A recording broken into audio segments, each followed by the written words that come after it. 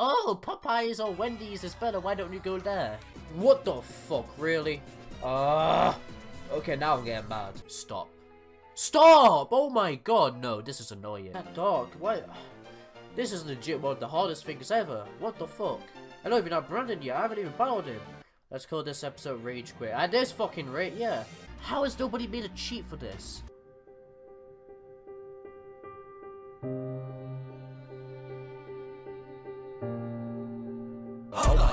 Let me switch the flow. Topper got a top, but make a wrong move, Betty pop. Yeah, bitch. What is going on, everyone? My name's Alpha, and from the intro you can tell that we are doing a very special challenge. Today we're doing the Pokemon Emerald Battle Frontier challenge with using Ash's team only. As you see on screen, these are all the Pokemons available to us that Ash used in his Battle Frontier battles, and we are gonna follow the anime and use the specific Pokemons in each battle he uses. This is obviously inspired from the homie Entity Maze, who kinda rage quit off his Pokemon Emerald stream after getting so close and finishing this challenge. So let's get into the first one. Obviously Nolan, we could not choose what Pokemons we have, so we're gonna have to rush it through and just show you the symbol.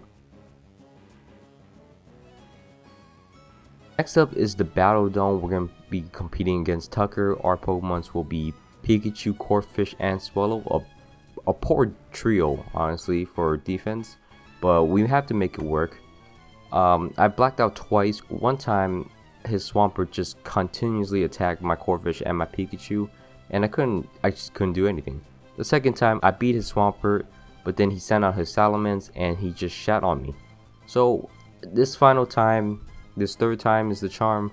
My Corphish is out. We used Harden a few times. It used Counter a bunch of times, luckily, and we get it. We knock it out. Pretty simple. And next up is his Charizard.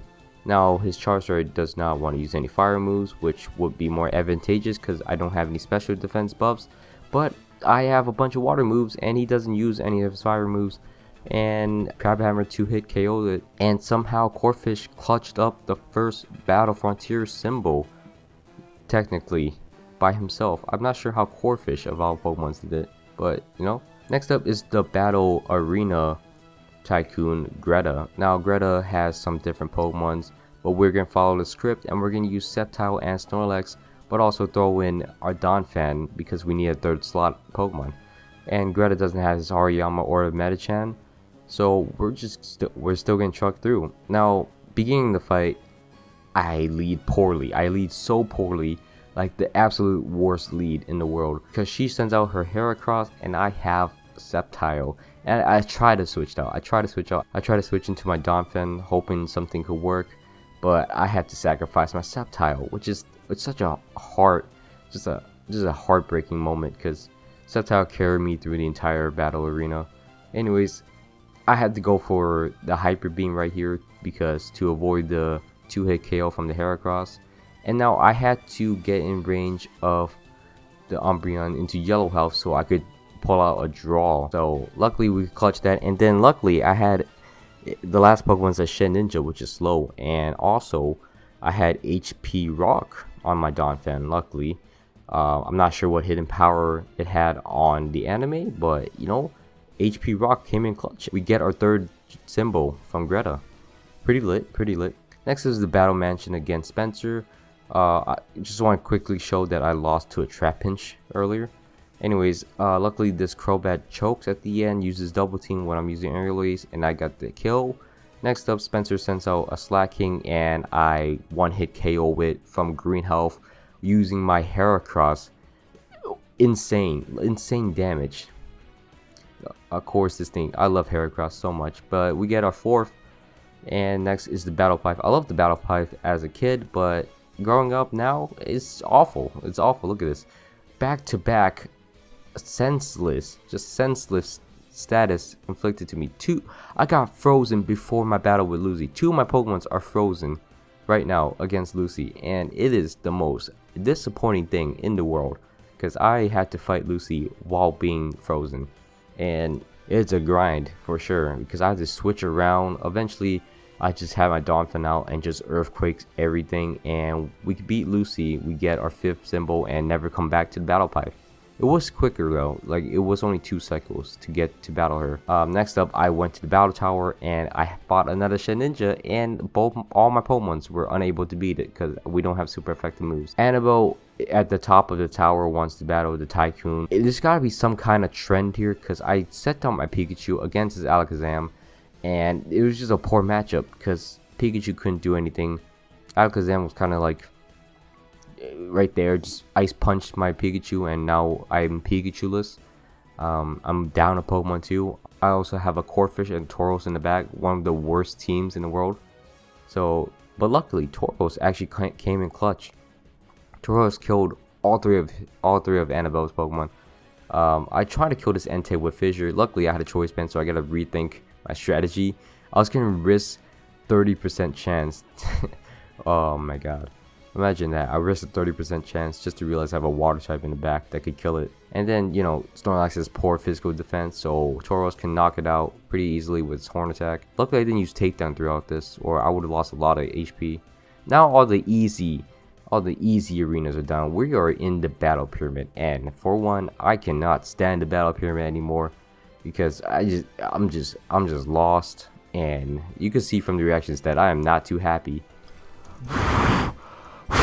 Obviously it's just a very difficult pyramid, and you know, I actually, looking back at it, I wish there was more of this in the Pokemon games. Fuck. What the fuck? Yes. Fucking. So you see there, I picked up an X attack, and that will be very crucial for the later parts. I also added a choice band and bright powder to my Pikachu and Charizard respectively. Those will come in handy later on. And now we get to actually battle the final battle frontier Brandon. The battle with Brandon is really difficult. I blacked out 3 times, and I will admit that it's pretty tough. So the only way I found out to beat him is to sleep powder the Regirock, heal up my Bulbasaur, and then leech seed it to wear it down, right? And then once it wakes up, switch my Charizard in once it's gonna use Earthquake one more time, because, you know, obviously it doesn't affect it. And then once my Charizard's in, get it low enough to where my Pikachu can kill it. But then I have to sacrifice my Charizard. But then Registeel comes out and I'll Thunder it, get it paralyzed. Hopefully it doesn't move for another turn, and then restore my Charizard up to full health. And then my Charizard's back up. Charizard's gonna be MVP Clutch Boy. Overheats on the Registeel twice, and then it should be dead. I luckily didn't use any attacking move. And then Bulbasaur comes in clutch, lives a Thunder, heals up my Charizard, and we're gonna spam X attacks on the Charizard. And we have that choice band on that Charizard as well. The Steel Wing is gonna do massive damage. Guarantee 1-hit KO at this point. So we clutched it up. We beat Brandon with all of Ash's Pokemon. Let's get it. Oof. You can see my excitement. We completed the challenge, and you know, obviously shout out to NT Maze, the homie, inspiring me to make this video and finishing where he left off. And also check out his channel in the description down below. Anyways, thank you for watching all the way to the end. I hope you guys enjoyed this little challenge I did. If you guys did, leave a like, comment, and subscribe. If you haven't already, my name's been Alpha, and I'm out.